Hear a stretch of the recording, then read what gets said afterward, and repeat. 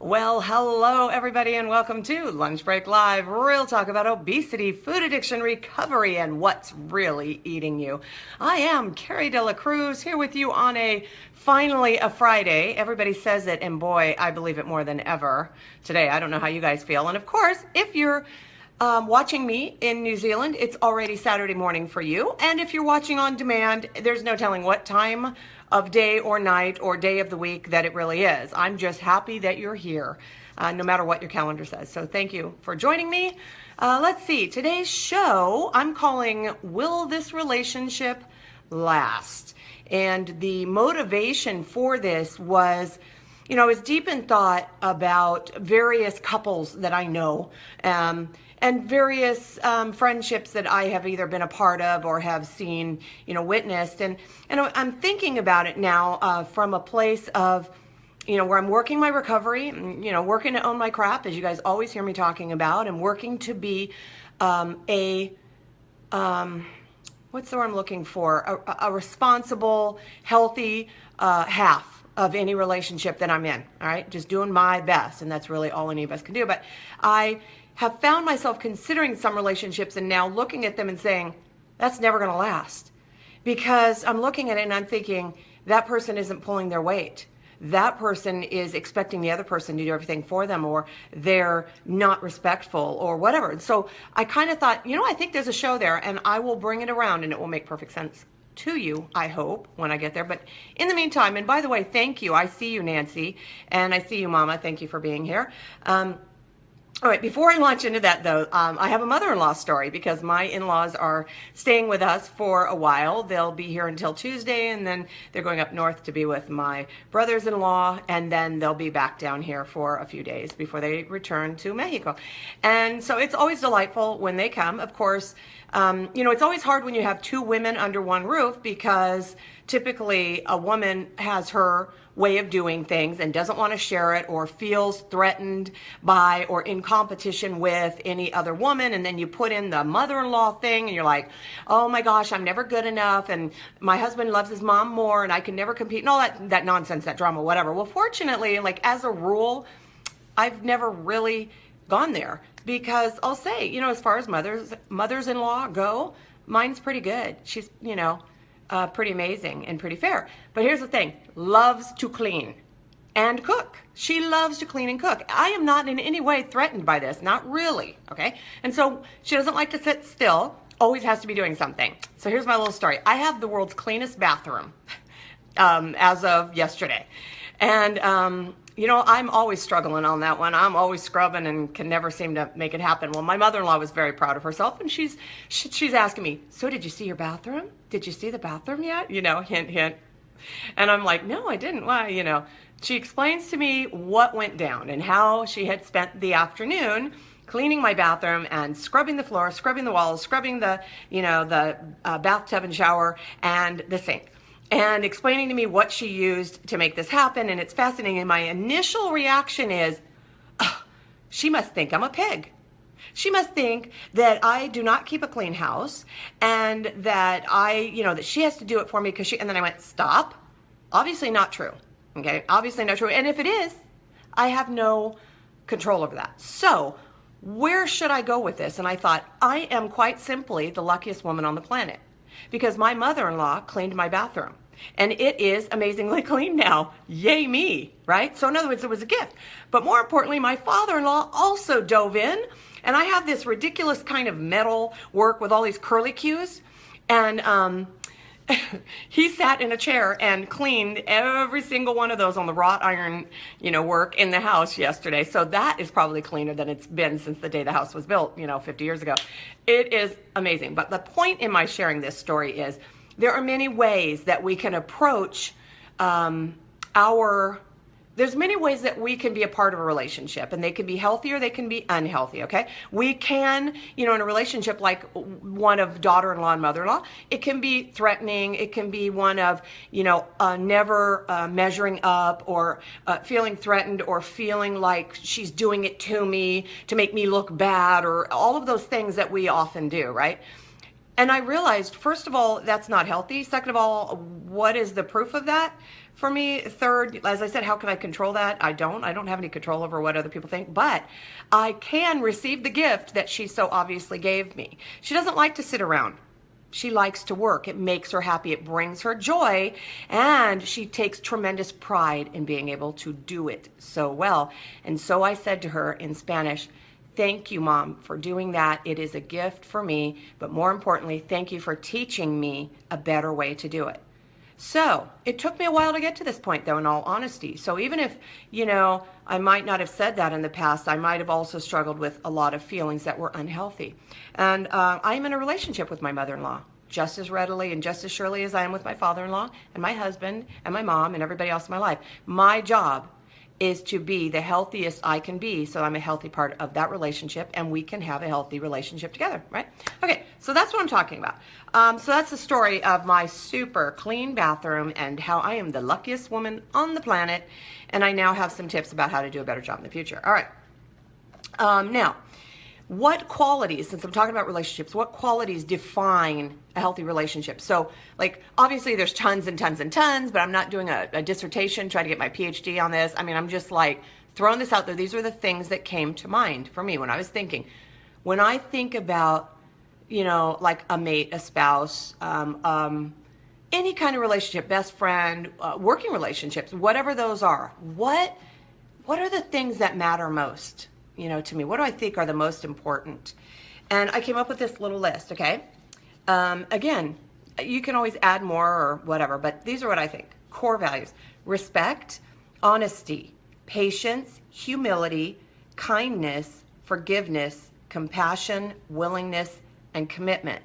And I also added reliable or, reliable, responsible, like owning your part. Okay, I added that later to the list, but anyway, so let me kind of define those in terms of, in a broad sense for a relationship.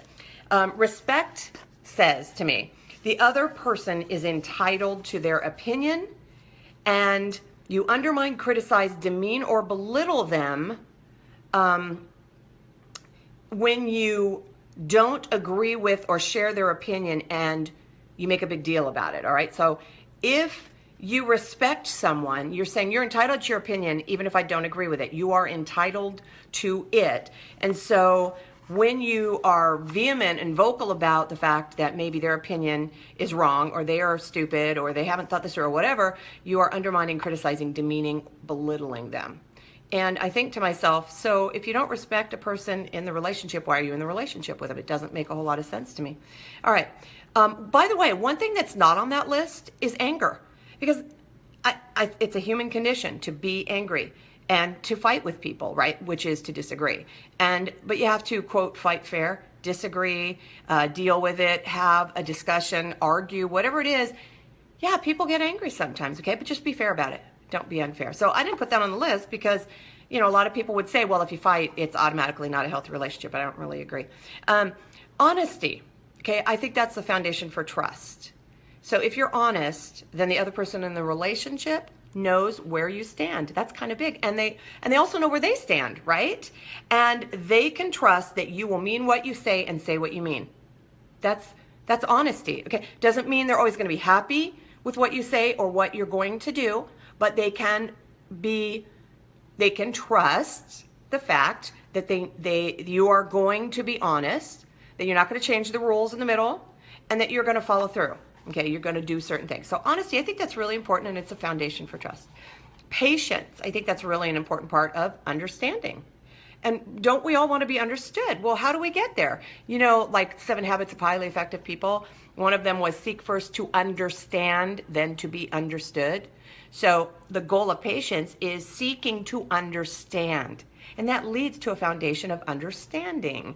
Slow to anger. Willing to learn, willing to hear things you might not want to hear, delaying judgment, and setting aside criticism.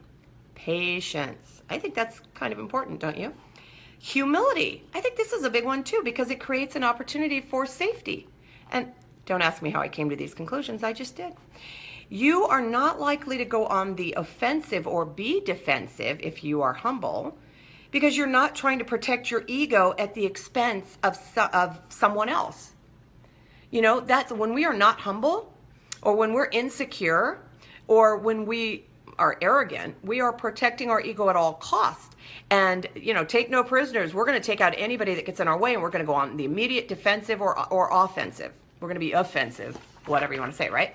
Okay, so if you're humble, you're slow to anger. You're willing to learn, and that's safe. That's safe. Kindness, I think that allows for thoughtfulness and consideration. Consideration, which can be considering the other person and being considerate of the fact that you may not agree with them. It's not looking for right or wrong. It's not self-serving, doesn't look for remuneration or payback, right? So it's not saying, okay, I'm going to do this because I expect to get this back. Kindness doesn't have any expectation of getting anything back. It's just kind. Forgiveness, not about forgetting. A lot of people are like, forgive and forget, forgive and forget. I'm not going to forget. I know an elephant never forgets. Right? I didn't say that. Forgiveness. It's about accepting what is. Forgiveness allows damage to be repaired and relationships to strengthen. Look, everybody makes mistakes. Absolutely everybody. And, a lot of us do things that we had no business doing. A lot of people in our lives have done things, and it's up to us if we are interested in having a healthy relationship with that other person, and if it's possible, a big part of that is forgiveness, forgiving them, just as we would hope they forgive us. Compassion, not about condoning. A lot of people are like, well, if I have compassion for you, that must mean I agree with what you did, and I don't. Nope, not at all. It's not about condoning. It is about understanding the human condition and realizing that the other person has a reason, even if you don't know what it is or even if you don't agree with it, for feeling, thinking, and behaving the way that they do.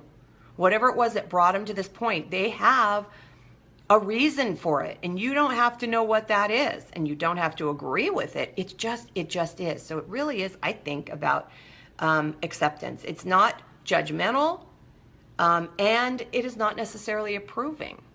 It's just saying, okay, I see that is who you are or how you are or what you think or how you feel, and I don't know what brought you to this point, but you're certainly entitled to feel that way.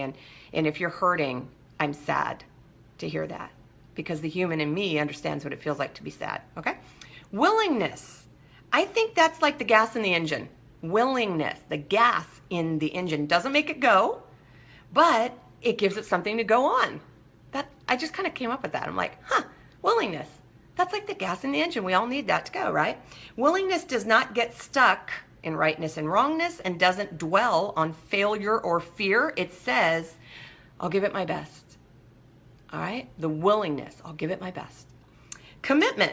That's obvious for relationships. We all know that one, right? It's the thing that says, I won't give up. I'll fight for it. I'll show up and I'll stand up.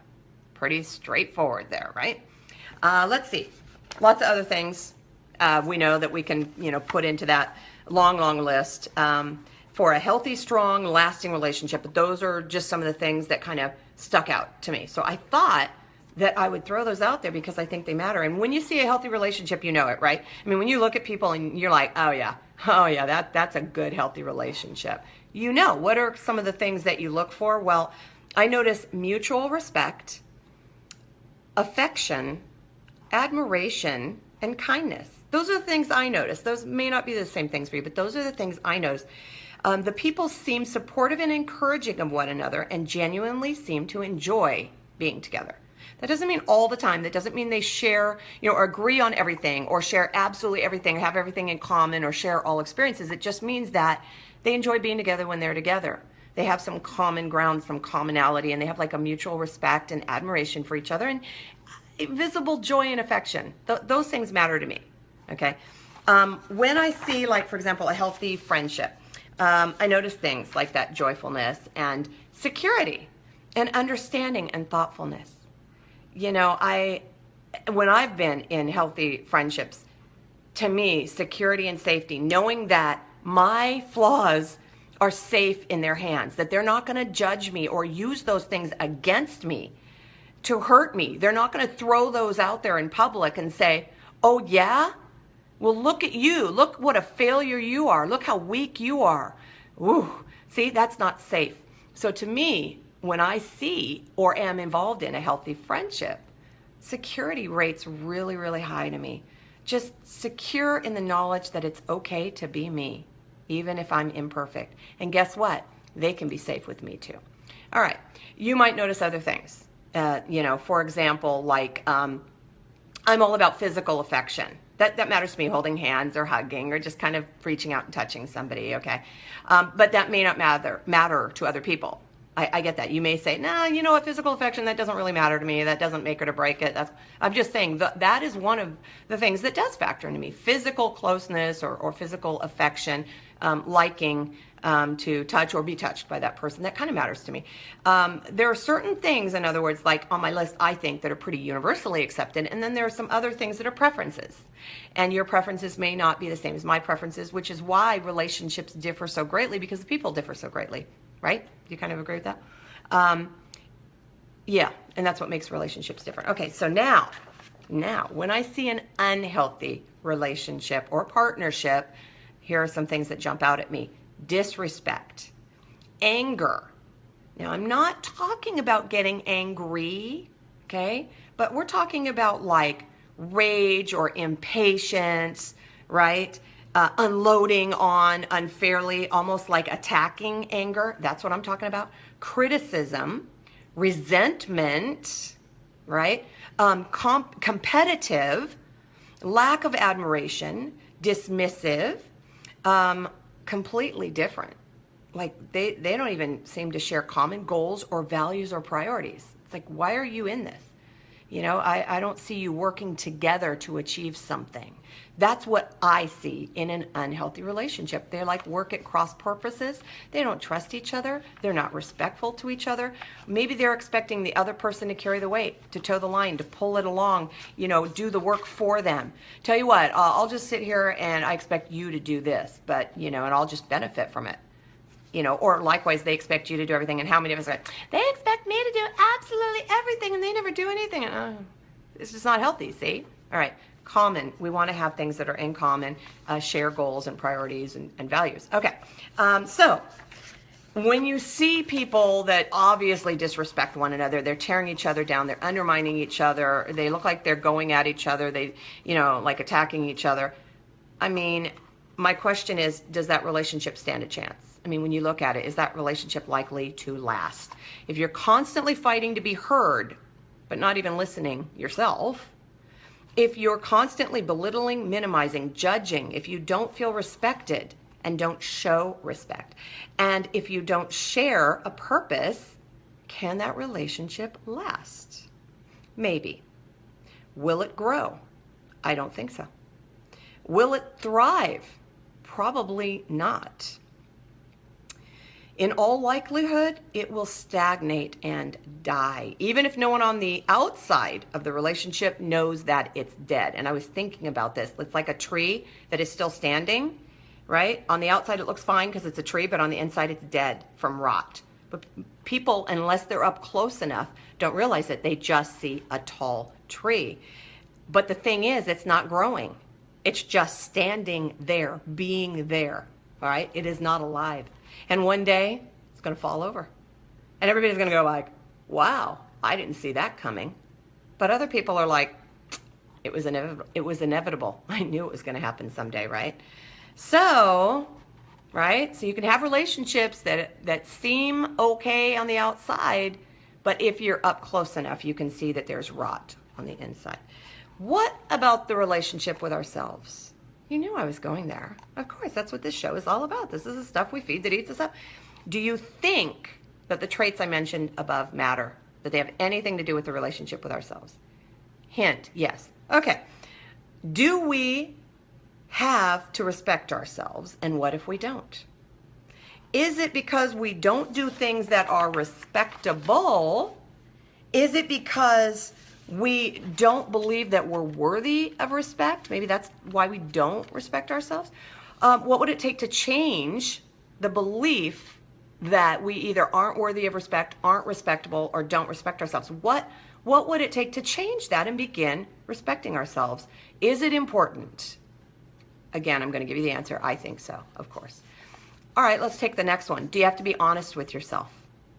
Hello. How do you feel when someone you trusted lies to you? How do you feel? How does that feel? It's like a kick to the gut, isn't it? All right. What happens when you learn that they've been lying to you for a long, long time? So it's not just a recent lie, but it is a pattern and a long, oh my gosh, a lifetime of lying, maybe. How do you feel? Do you feel stupid? Do you feel cheated? Do you feel, what is the word I'm looking for? I can't find the word. I've been having trouble finding words today. I'll admit it. Just, do you feel cheated? I think is kind of like the big thing. Basically, I think the reason it hurts to find out you've been lied to is because it now creates doubt. How can I ever trust you again, right? How can I ever believe you again? If you lied to me then, what makes me think you won't lie to me again? So if it's with yourself, and you've been lying to yourself, how do you trust yourself? You have a lot of doubt, especially if you have a long history of lying. So I think being honest with yourself, I think it's really, really important if you want to create a foundation of trust, don't you? All right. Do you have to be patient with yourself? I think if you're impatient, then you don't even have a chance to succeed or change or make amends.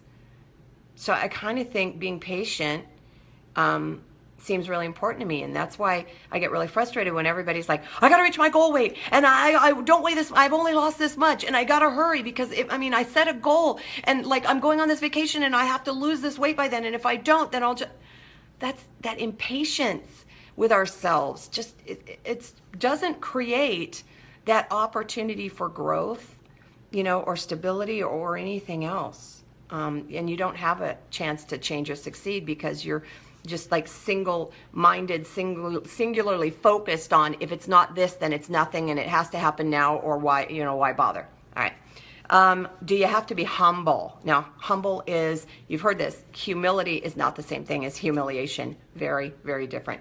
Humility starts with, to me, okay, you might be right. That's kind of like a big deal, right? I used to struggle with that, to even acknowledge that they might be right.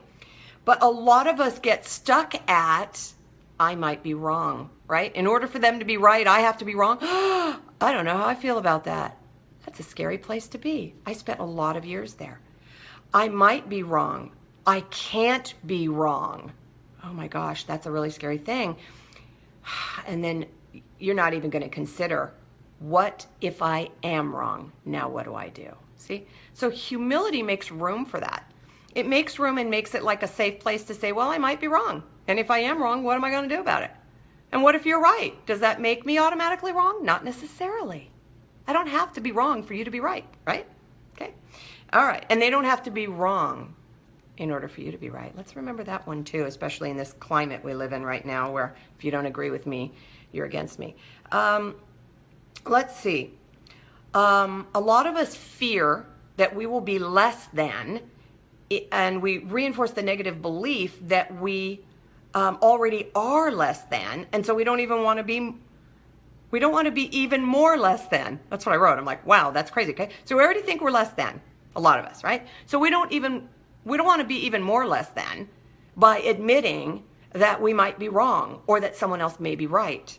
Okay, so humility allows for that and says, I don't have to be less than or more than or anything else to just consider the possibility that someone else could be right or I could be wrong, All right. And again, humiliation, not the same thing as humility. Humility allows for growth, and I think humiliation discourages it. That's a good way to look at it. If it's discouraging you, maybe it's humiliation, or maybe you are humiliating yourself. Okay, so that's what I think about that. Kindness. Don't mistake kindness for niceness. My best friend's son said this. He said, there's a difference between being nice and being kind. He said, I'm not nice, I'm kind. That means a lot, right? Kindness is about being considerate, but not being a pushover.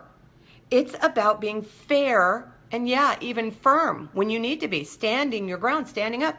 Some of us are not only not nice to ourselves, we're downright unkind. And that's unfair, don't you think? We're not very kind to ourselves. But we think that being nice is letting ourselves get away with anything we want, letting ourselves have whatever we want because we want it. That's nice. That's not being kind to ourselves if it's hurting us, is it? So I think being kind matters a lot in our relationships with ourselves.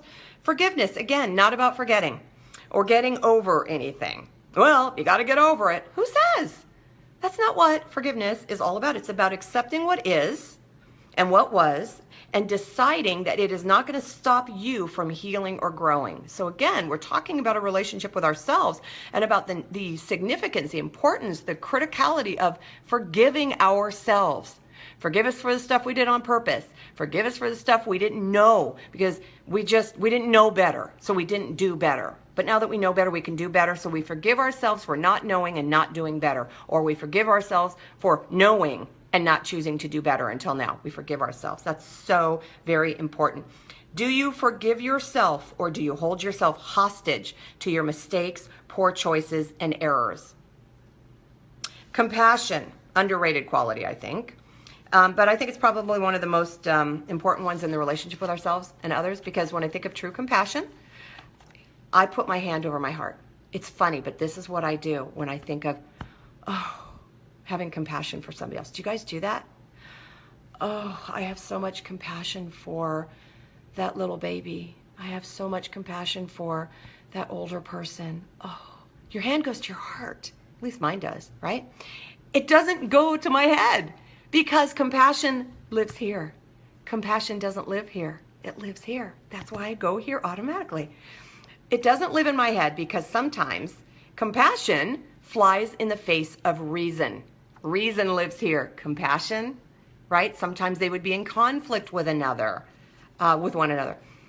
Compassion is actually letting go and letting be while saying, I don't have to understand why to accept that it is. Oh, that's so nice, isn't it? See, it doesn't seem reasonable sometimes. It's not reasonable that you behave that way or you think that way. It's not reasonable that I react this way or I respond this way or I do these things. It's not reasonable. That's not where compassion lives. Compassion lives here. It says, I must have thought I had a really good reason to do this, but that reason doesn't have to exist anymore. I don't have to do that anymore. I just have to be kind and compassionate to myself. Don't you think? I mean, we all want compassion. I think. I do. The best way to get compassion is to give compassion. And if you want it for yourself, give it to yourself. That's the little note that I made. Willingness. Willingness, okay? This is where I say, get over yourself and get on with it. Stop fighting. Stop claiming you can't. Just say you will. I will. That's it. 2 little words. I will. It's a lot like I do in a marriage, don't you think? You're saying, I do promise to make an effort to do those things. That's what you're saying. I will. A lot of marriage vows that people say, I will. That's why. We're saying, I will. I will make an effort. I will make every effort to honor and respect those things that I'm standing up here in front of you saying I'll do, okay? Our journey of recovery is often stopped dead in its tracks because we lack the willingness to even take another step. Have the willingness to take that next step, one step at a time. If you're alive, then you're in a relationship with yourself. I got news for you, right? There's a news flash for you. You can't divorce you, even though a lot of us try. We try to divorce ourselves by lying and denying and pretending and excusing and blaming. Make sense? That's how we try to divorce ourselves from ourselves, okay? You can't get a separation from you either, even though we try to get separation by overeating and abusing food or drugs or alcohol or other people. We want to distance ourselves from ourselves by putting all of these other things in between us and ourselves, okay? Wherever you go, there you are. You've heard it. So true. Can't get away from you. You're in it for the long haul. So what would it take to make a successful partnership with yourself? Well, respect. Respect your disease of obesity or food addiction. Respect your humanity. Honestly, face reality and stop denying and lying. Patiently keep working on it and don't give up. Humbly believe that the world does not revolve around you and everyone is not out to get you. And they don't all think that you are a loser because you have a dirty bathroom. Believe that you are worthy.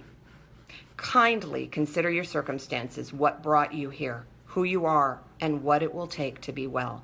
Forgive yourself for your errors, your mistaken beliefs, the harm you did to yourself and others. learn from what happened, and stop beating yourself up over it. Give yourself the gift of relief. Oh, that sounds so nice. Compassionate. Start by putting your hand over your heart and say it with me right now. I matter. I am sorry for what happened to you. I am sorry you believed you deserved it. I want better for you, and I will support you however I can. I hope you said that with me. Willingness. Promise yourself you won't give up. You'll keep trying. You'll do something different. If this isn't working, you're going to try something else, and you're not going to return to doing what you know didn't work. Promise yourself that. And promise yourself that if it worked, you won't stop. If it works, you won't stop doing it, okay? Give it a shot. Commitment. You stick to it through thick and thin, good times and bad, sickness and health, richer or poorer, as long as you live. Sound familiar? Are you in a healthy relationship with yourself? Or are you in one of those relationships that you see that you are sure will never last and is doomed to fail? If you aren't addressing the universal truths that I talked about, or you're pretending they don't matter because you aren't good enough to respect them, that is entirely up to you. So that's what I got for today, guys. That's my show on relationships. 30 minutes. What the heck? Out the door. I see you guys responding. I don't want to take your time on this show. I do want to thank you for joining me. Ray, I see you out there. Nancy, I see you. My mom, I see you. Thank you for being here. Jessica, so grateful for you. Thank you for the gift that you gave me today of just encouragement and support and love. Thank you so much for that. See, my hand went right to my heart. It means a lot to me, you guys.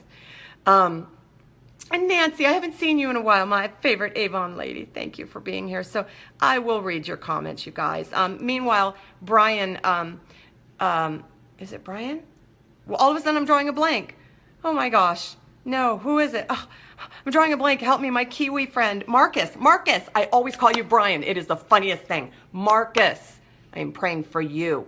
All right? Choose to take care of yourself. Had a minor heart attack in the hospital. Get well, get better, and do better. I know you can. I believe in you, so I'm thinking about you. So everybody who's here, thank you for being here. If you're joining me after the live broadcast, thank you so much for giving me your time. I'm going to leave you guys with a big, busy week behind us. I think we accomplished a lot of stuff. I hope you got some nuggets that you can take away and use in your own journeys of recovery. And I'm really eager to hear your feedback. I want to hear what you guys are thinking about. Really looking forward to next week because this show gives me great joy. All because you guys are sitting out there smiling and shooting hearts and thumbs up and happy faces at me. So thank you guys so much. See, I'm really pretty easy to please, especially now that I believe I'm worthy of it. Big difference. All right, guys, I'm going to leave you all and remind you to have courage, seek peace, embrace joy, and above all, seek to live a very, very healthy relationship of recovery with yourself. Remember, you can't stop feeding what's eating you if you don't know what's eating you. Take care, and I will see you guys next week. Mwah. Bye.